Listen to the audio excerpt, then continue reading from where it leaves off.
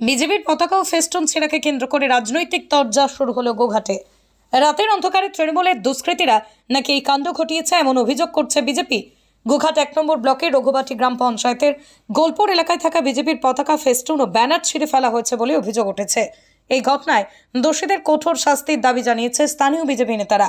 শুধু তাই নয়, পুলিশ যদি এই ঘটনার যথোপযুক্ত ব্যবস্থা না নেয় তাহলে আন্দোলনে নামারও হুঁশিয়ারি দিয়েছেন তারা।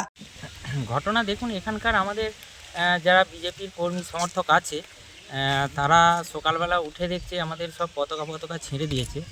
তো এই পরিস্থিতি হয়ে আছে। আমরা থানাতে লিখিত অভিযোগ করেছি এবং জানিয়েছি।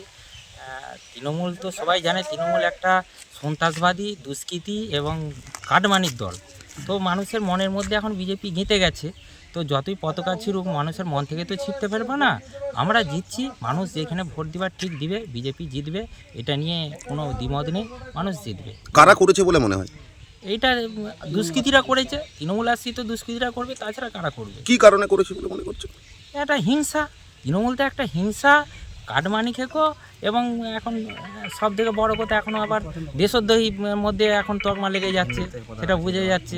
এবং সব থেকে বড় কথা, আমাদের হিন্দু ধর্মের পতাকা, বজরংবলীর পতাকা ছিঁড়ে দিয়েছে, সেখানে আবার কালী মাখি দিয়েছে, এসব করেছে, ধর্মে আঘাত দিচ্ছে। এগুলো ওদের দাঙ্গা লাগানোর চেষ্টা করছে। কিন্তু মানুষ এতে কোনো রকম প্ররোচনা না দিয়ে মানুষ ঠিক জায়গায় ভোট দিয়ে বিজেপিকে বিপুলভাবে জয় করবে এবং আমাদের মোদী সরকার 400 পার করবে।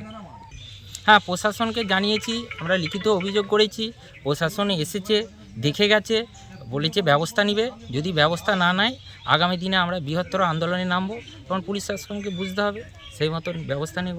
বিজেপির পতাকা ও ফেস্টুন ছিঁড়ে ফেলার ঘটনায় তৃণমূলের বিরুদ্ধে অভিযোগ উঠলেও পাল্টা বিজেপিকে আক্রমণ করেছেন গোঘাট ১ নম্বর ব্লক তৃণমূল কংগ্রেসের সভাপতি সঞ্জিত পাখিরা। কারণ তৃণমূল কংগ্রেস গণতন্ত্রে বিশ্বাসী, মানুষের রায়ে বিশ্বাসী। নিশ্চিতভাবে বিজেপির এটা চক্রান্ত। তারা দেখেছেন যে মিতালিবাগ লক্ষাধিক ভোটে আরামবাগ লোকসভা কেন্দ্রে জিতছে।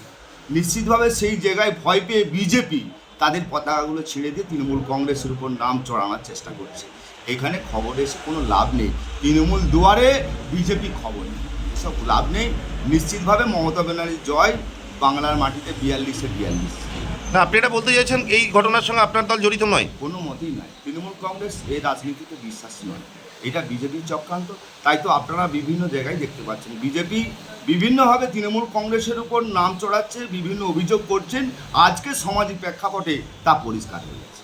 নিরোগ ডায়াগনস্টিক, এখানে পাবেন রোগ নির্ণয়ের অত্যাধুনিক বিদেশি মেশিন, অভিজ্ঞ রেডিওলজিস্ট এবং প্যাথোলজিস্টের সমন্বয়ে বিশ্বাসযোগ্য নির্ভুল রিপোর্ট। আরামবাগ শহরের সর্বপ্রথম CT scan, ultrasonography, endoscopy, colonoscopy, colour Doppler, echocardiography, digital X-ray, EMG, NCB, ECG, EEG, advance প্যাথোলজির মতো সুবিধাযুক্ত প্রতিষ্ঠান। এছাড়াও আছে বিভিন্ন বিভাগের অভিজ্ঞ চিকিৎসক দ্বারা ওপিডি ক্লিনিক। ঠিকানা কোর্ট রোড, আরামবাগ, হুগলি। যোগাযোগ নম্বর 9732843677।